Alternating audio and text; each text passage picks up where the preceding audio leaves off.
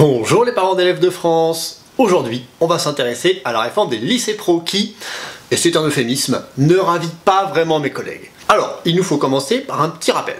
En France, lorsque vous voulez obtenir un diplôme de l'enseignement professionnel, que ce soit un CAP en 2 ans ou un bac pro en 3 ans, vous pouvez le faire de deux façons. Soit en alternance dans un CFA, un centre de formation d'apprentis, vous avez alors le statut de salarié et vous êtes par exemple une semaine en classe, une semaine en entreprise, avec 5 semaines de congés payés, un salaire, etc., etc.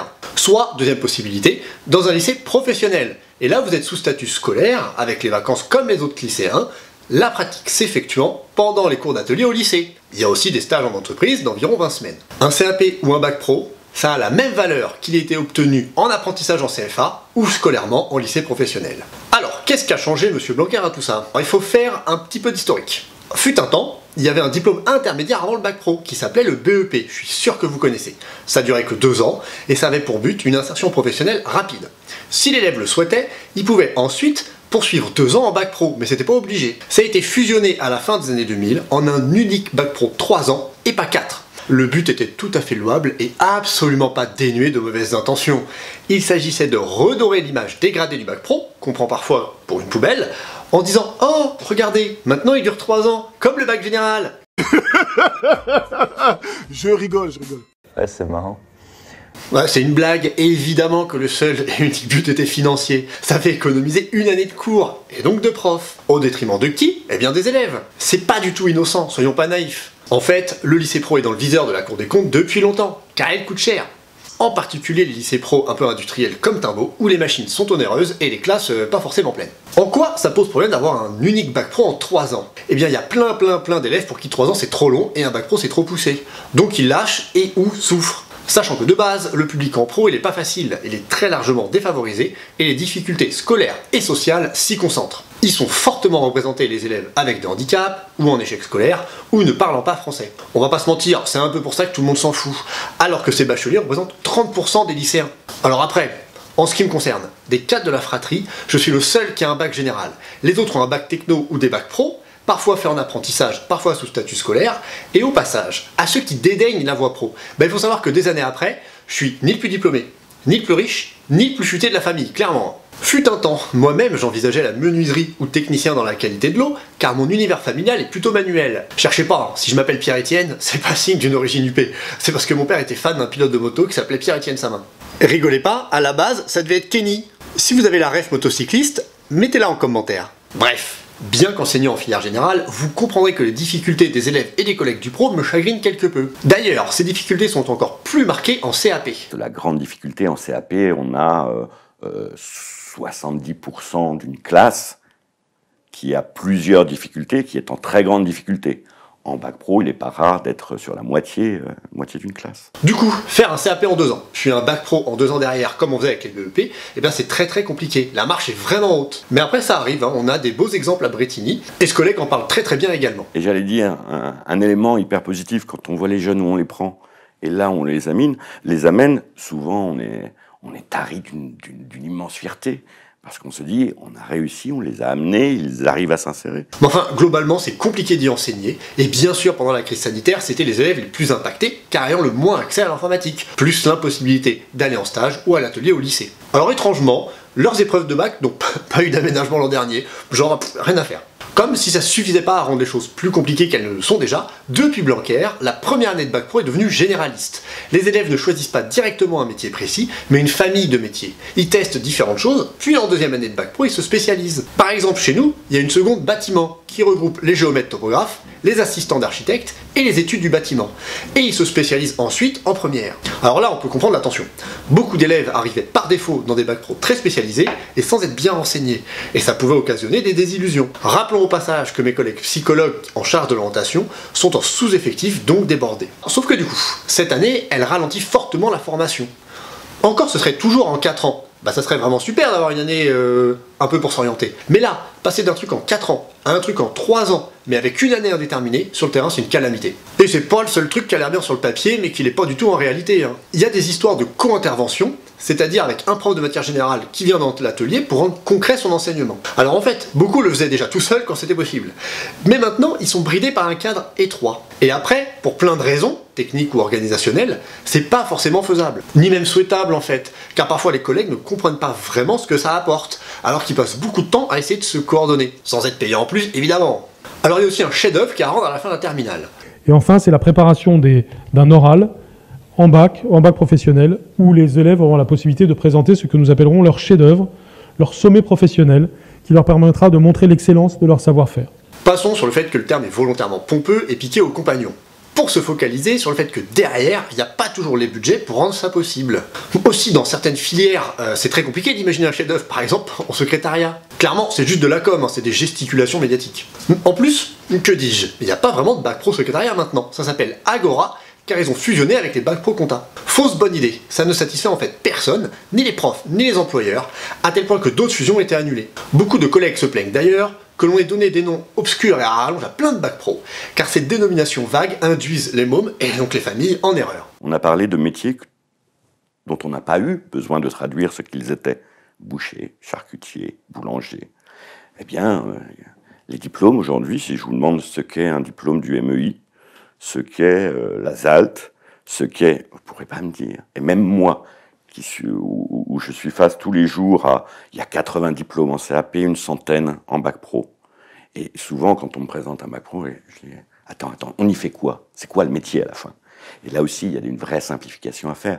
Comment voulez-vous qu'on puisse travailler sur l'orientation si la famille, le jeune ne sait pas vers quel métier il se destine, mais qu'on lui donne des sigles? Il s'avère que si les régions ont choisi plutôt ces bacs pro-là que les filières industrielles en tension, c'est parfois pour des questions de sous. Les régions ont fait des choix aussi de lycées professionnels tertiaires parce que ça coûte pas cher. Un ordinateur, pour un élève, c'est pas une machine qui vaut des centaines de milliers d'euros et qui va vous faire pratiquer tous les exercices liés au bois, par exemple, ou liés à la mécanique. Et donc, il y a eu des choix aussi où il fallait que ça coûte le moins cher. Et finalement, ça coûte cher 10 ans, 15 ans après, parce que ces jeunes filles ont un mal fou à s'orienter. Alors, et ensuite, il y a certains patrons qui viennent souhaiter à ce que les régions gèrent tout. Il paraît que le bac est en train de disparaître, je pense que c'est une très bonne nouvelle, et qu'il faudrait vraiment que l'État ne soit plus le prescripteur de la formation, tout domaine confondu, mais que ça soit entièrement confié dans les régions. Et nous, qui sommes très implantés dans les régions, on voit qu'il y a une effervescence très positive pour rapprocher les besoins de l'entreprise et la formation. Surtout que, vous vous en doutez, les heures d'enseignement ont été fortement réduites sous Blanquer, et tant pour les matières générales que pour les pratiques en atelier. Ça représente à peu près 170 heures de cours, soit 1 mois et demi d'école en moins pour vos gosses. Actuellement, partout en France, des parents et des enseignants se mobilisent pour garder les moyens. La comparaison avec l'ancien temps est éloquente, et depuis les années 80, en fait, le temps d'école a été divisé par 2. Le pire, c'est que les dispositifs évoqués plus haut, qui n'ont pas l'air de servir à grand chose, comme le chef-d'œuvre, les co-interventions, ou les heures d'aide, accaparent ce qui reste. On a observé des pertes sèches dans toutes les disciplines et avec une attaque très forte sur les matières générales. Et deuxième élément constitutif de ces grilles horaires, ce sont les dispositifs prétendument pédagogiques, le fameux chef-d'œuvre et la co-intervention, qui sont hors sol. Ainsi, en CAP, il ne reste en vérité que 45 minutes d'histoire géo par semaine. J'ai cru qu'on mentait au début carrément. Mais celui qui a menti, devinez qui c'est. Nous avons une ambition pédagogique pour l'enseignement professionnel qui se voit déjà en cette rentrée parce que notre logique est qualitative et pas quantitative. Il n'y a ni l'un ni l'autre. Le pire, c'est que dans les enrelevés, il y a un peu tout ce qui concerne l'égalité homme-femme, le siècle des Lumières et l'histoire de religion. Or, il paraît que la grande cause du quinquennat, c'est l'égalité homme-femme. Et l'obsession de Jean-Michel Blanquer, à titre personnel, c'est la laïcité. Trop bien. En français, c'est moins de littérature et plus de dire son métier. Est-ce que ça ne donnerait pas un petit peu l'impression qu'on renonce à instruire des citoyens à qui on fait acquérir des savoirs pour ne former que de simples exécutants qui réfléchissent pas, de la main-d'œuvre purement employable? Est-ce que c'est clair? Chef, oui, chef! Mon cul, je n'entends rien! Chef, oui, chef! Pourtant, c'était pas le but à la base. Cela dit, les heures d'atelier ou de TP en demi-groupe sont impactées également, au point de dégoûter les collègues qui parfois démissionnent. Et on a supprimé certains enseignements qui concernaient la possibilité de créer sa boîte. Bah oui, il y a des formations privées payantes pour ça après. En clair, avec la réforme Blanquer, les jeunes du lycée pro sont moins bien formés en tant que citoyens, et en tant que professionnel. Mais avec une com mensongère bien rodée sur l'excellence de la voie pro, c'est passé comme une lettre à la poste. Vous le savez, le lycée professionnel, je le considère comme une de mes toutes premières priorités. Je dis que c'était la deuxième après l'école primaire.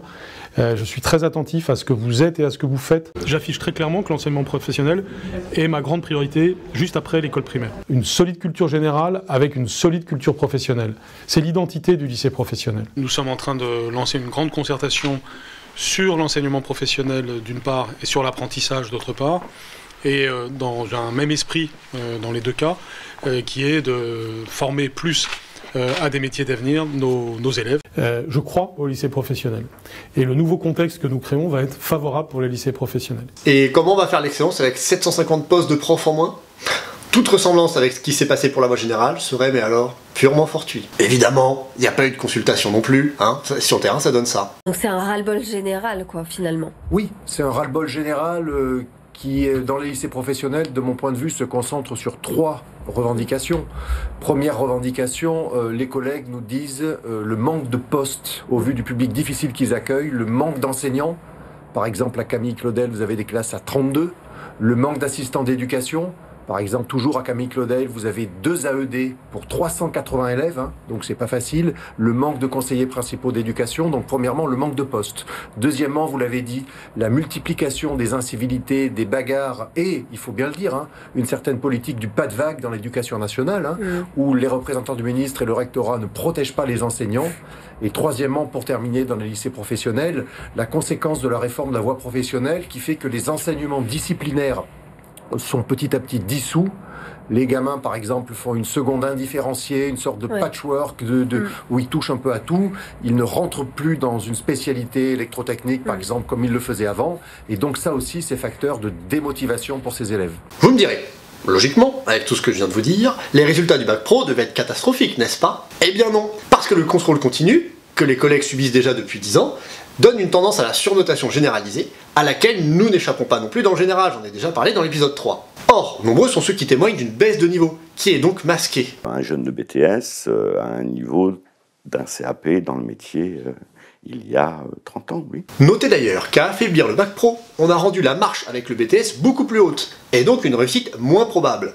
Un peu étrange pour un ministre qui disait vouloir limiter les échecs dans le supérieur. En gros, la voie professionnelle a déjà un bac local au rabais qui fait perdre du temps et d'énergie à tout le monde. Seules des vraies épreuves nationales et anonymes sont la garantie de l'exigence et de diplômes de qualité. Bon, et aussi d'équité et d'uniformité sur le territoire. Moins d'heures, moins de profs, des examens au rabais. Bon, c'est quoi le projet qui se cache derrière tout ça là? Je vous avais raconté en début de vidéo qu'il y a 2 façons d'obtenir un CAP ou un bac pro. Les CFA en alternance sous statut salarié et les lycées professionnels sous statut scolaire. Tout laisse penser qu'il s'agit à moyen terme de liquider les lycées professionnels sous statut scolaire pour qu'il n'y ait que les CFA en alternance sous statut salarié. Pourquoi donc? Eh bien parce que foutre de l'argent public dans les lycées pour payer les profs et instruire vos enfants, c'est vu par les génies qui nous dirigent comme du gâchis. Alors que subventionner le patronat pour qu'il y ait des arpètes gratuits, ça va. Et oui, en France, une entreprise qui embauche un apprenti, certes, passe du temps à le former, mais se voit octroyer pour cela des aides de plusieurs milliers d'euros. Si bien que ça ne lui coûte presque rien, et ce sont les organismes de formation eux-mêmes qui le disent. Alors qu'en Allemagne, modèle que l'on ne cesse de nous vanter et sur lequel nous reviendrons dans une prochaine vidéo, le coût de l'apprenti est de 18 000 euros pour l'entreprise, et elle ne touche que 4 000 euros de l'État, contre 11 000 de dépenses publiques chez nous. Et encore, il y a eu des nouvelles primes de 5 000 euros. On me murmure même que les profs allemands jalousaient notre lycée pro à l'époque. Si le patronat français veut des apprentis, bah pourquoi pas, mais qu'ils se les payent, comme en Allemagne, qu'ils ne nous les fassent pas payer à nous avec de l'argent public. Sachant qu'en plus, là-bas, les boîtes elles ont une obligation légale de prendre des apprentis et de participer à la formation des jeunes du pays. Chez nous, cette obligation légale de contribuer au bien commun est un petit peu différente. Pour faire simple, les firmes versent une taxe dont la majeure partie va financer les CFA avec apprentissage, et une petite partie allait compléter le budget des lycées professionnels. Ça permettait d'acheter des machines onéreuses sur lesquelles le service public allait former leurs futurs employés. C'est une sorte d'investissement redistributif un peu. En 2014 déjà, cette petite partie qui échoua au lycée pro était passée de plus de 20% à moins de 20%. Mais en 2019, une loi a très profondément modifié la répartition de cette enveloppe. La part auparavant dédiée au lycée pro est passée à seulement 13%. Et ces 13% peuvent en fait ne pas du tout leur parvenir. En effet, les boîtes peuvent désormais choisir plus librement à qui elles donnent ces 13%, ce qui met de fait les établissements qui ont droit en concurrence. Vont donc aller quémander des subsides à ces messieurs, les facs, les lycées pro, les IUT à Bac+3, les missions locales pour l'orientation, et même les CFA avec de l'apprentissage. En effet, certaines de leurs dépenses peuvent être financées par cette enveloppe, qui n'est pas censée financer l'apprentissage. Bon, et qui de toute façon ne suffit pas. L'État met largement à la main la patte derrière, comme je vous l'ai dit, c'est plusieurs milliards d'euros. Et cerise sur le gâteau, cette même loi permet au patronat de créer un CFA et d'inventer leur propre diplôme. Ça existait déjà un peu avec Air France et EDF, mais là ça prend des proportions tout autres. Je résume. Avant, on avait un impôt qui, en aidant les lycées pro, bénéficiait à l'intérêt général de la population, et donc à celui des entreprises derrière. Mais maintenant, ils peuvent financer avec ces sous leur CFA privé à eux, et dont ils vont ensuite se faire subventionner les apprentis, toujours par les impôts de tout le monde. Je rigole pas, hein, la boucle est bouclée. Vous venez d'assister sous vos yeux ébahis à une pirouette qui a permis en quelques années de privatiser l'enseignement professionnel avec nos deniers publics. Un gouvernement, c'est pas censé veiller à la scolarisation des enfants du pays, plutôt que de l'offrir dans notre dos au patronat avec de l'argent public? Mutualisation des dépenses, privatisation des gains. Perso, il y a 2 semaines, j'ignorais complètement tout ça, hein. Je suis estomaqué. Du coup, quand le CAC 40 se glorifie d'embaucher des apprentis, ce qu'ils ont oublié de dire, c'est que c'est avec vos sous. Quels grands humanistes, ça me tire même un début de larmes carrément. Il ne suffira que de quelques années pour porter l'estocade finale, genre « Oh là là, c'est bizarre, le nombre d'élèves en lycée pro diminue, ils vont tous dans les CFA avec de belles machines, et si on supprimait les lycées pro ?» Enfin, j'exagère, ils laisseront bien quelques structures publiques pour accueillir les élèves aux profils les plus difficiles, qui sont inemployables, et dont ces CFA privatisés ne voudront pas parce qu'ils vont faire du tri. Les jeunes sortis de 3e sont de moins en moins nombreux à choisir l'apprentissage. Pourquoi? Alors on pourrait se dire, c'est le choix des jeunes ou le choix des familles. Pas du tout. On a fait rêver les jeunes et les familles d'accéder à l'entreprise, d'avoir déjà un premier salaire, d'avoir un contrat de travail, et finalement, ce que l'école n'a pas réussi, l'entreprise va réussir. Mais non, c'est les entreprises qui ne veulent pas de nos jeunes. Qui ne veulent pas de nos jeunes. Pourquoi? Parce que la plupart d'entre eux sont cabossés. Et donc, on se retrouve avec une illusion, moi je parle d'illusion politique depuis 1972 sur l'apprentissage. Pourtant, au début de son mandat, Blanquer avait osé nous sortir cette soupe. J'ai toujours considéré que c'était une force d'avoir et l'apprentissage et l'enseignement professionnel. Donc ce ne sera jamais l'un contre l'autre, c'est au contraire l'un avec l'autre. Tu mens, il ment. Et il y a même pire. Il est maintenant possible de faire des écoles de production, où il y aura en fait beaucoup plus de production que d'écoles. Oubliez totalement les matières générales, la culture, le fait d'être citoyen, et oubliez aussi le code du travail, et même la rémunération. C'est totalement du travail gratuit. Vous, parents, payez 800 € pour que vos enfants se fassent exploiter, sans sortir avec un vrai diplôme reconnu. C'est pas vraiment ce qu'on vous raconte quand des reportages vantent ces écoles.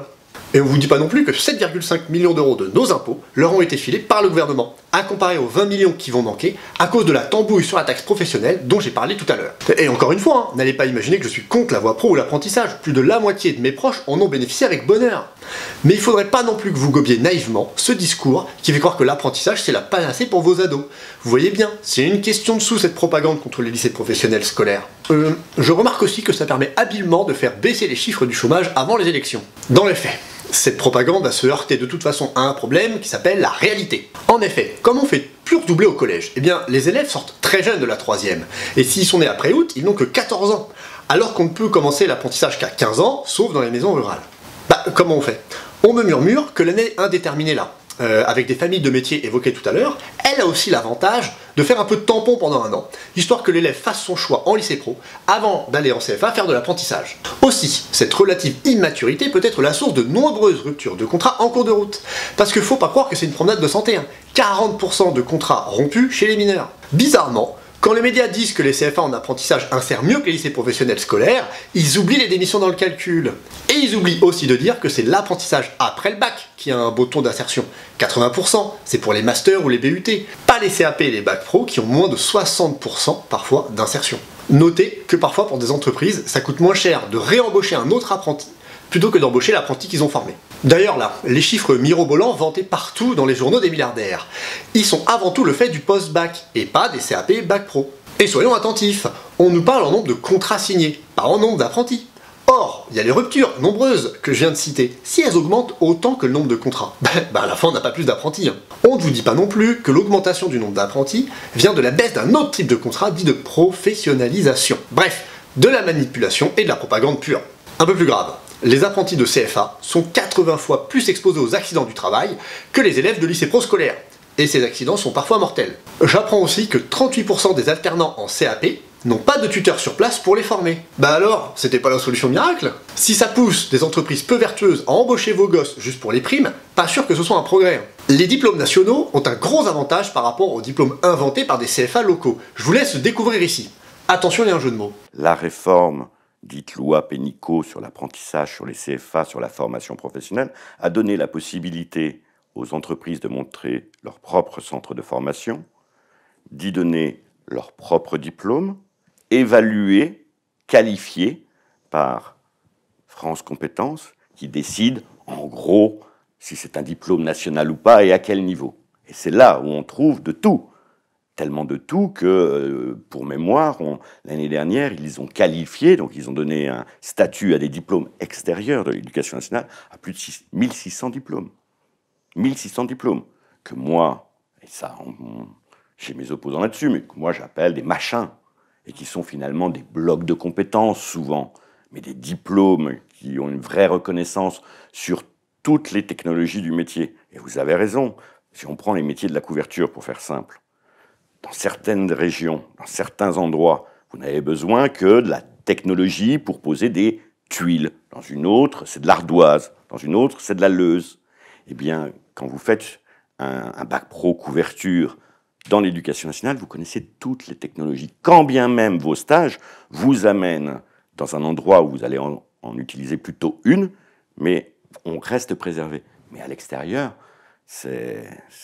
tout est ouvert, et les portes, et les fenêtres, et on crée, et on crée, et on crée. Découvrir, couvreur, vous l'avez. Le cadrage par l'éducation nationale, c'est aussi la garantie que le prof qui est devant vos enfants a été recruté sur la base d'un concours sérieux, où il y a quand même une sélection, malgré la baisse dramatique du nombre de candidats, qui est le signe d'ailleurs de la dégradation du métier. Même dans les matières en tension comme les maths, on remplit pas tout le concours, parce qu'il y a des candidats qui sont pas jugés aptes, il y a un tri qui s'opère. Oui, bon, et malgré ça, il y a des erreurs de casting, ça arrive, on va pas se mentir. Mais on peut craindre que ce soit pire avec un recrutement au rabais. CF l'exemple que je donnais dans la vidéo pour le primaire. Mais enfin bon, la situation de délabrement est telle qu'à Versailles, les annonces pour les contractuels dans le public ne demandent même plus de diplôme, juste une expérience professionnelle. Cela dit, les collègues contractuels qu'on recrute dans le public, et qui sont parfois tout à fait compétents et qui prennent goût au métier en plus, bah ils sont quand même dans une institution cadrée. Avec l'éducation nationale, c'est la garantie qu'il y ait des inspections, une chaîne hiérarchique qui contrôle les profs, et c'est important quand on travaille avec des jeunes, si vous voyez ce que je veux dire. Ce qui s'est passé entre Madame Macron et Monsieur Macron là, de nos jours, ça passerait pas du tout. Hein. C'est sa tolérance zéro, heureusement. Mais est-ce que ça sera aussi bien surveillé dans des écoles de production privées sans aucun contrôle extérieur? Preuve ultime que l'apprentissage c'est bien, mais pour les autres. Bon, on va finir là-dessus avant de conclure. Hein. La réforme du lycée pro est typique de la méthode Blanquer. On vous a vendu monts et merveilles dans de beaux discours. J'affiche très clairement que l'enseignement professionnel est ma grande priorité juste après l'école primaire. Je crois au lycée professionnel. Et le nouveau contexte que nous créons va être favorable pour les lycées professionnels. Mais en fait, des heures de cours ont été supprimées tant dans les matières générales que professionnelles, juste pour supprimer des postes de profs. Celles qui restent sont de moindre qualité. Chefs-d'œuvre douteux, co-intervention inutile et première année d'atelier quasiment perdue. Les budgets qui devaient permettre d'investir dans les lycées pro ont été détournés pour les CFA privés et pour les écoles de production qui n'ont d'école que le nom. Comme par hasard, tous ces dispositifs ont poussé comme des petits pains sans contrôle sérieux. Et voilà, mais c'était sûr en fait! C'était sûr! Les élèves du lycée pro sont donc moins instruits en tant que citoyens et moins bien formés en tant que travailleurs. Alors que c'est le public le plus défavorisé de l'éducation nationale. C'est normal! Les pauvres c'est fait pour être très pauvres et les riches très riches!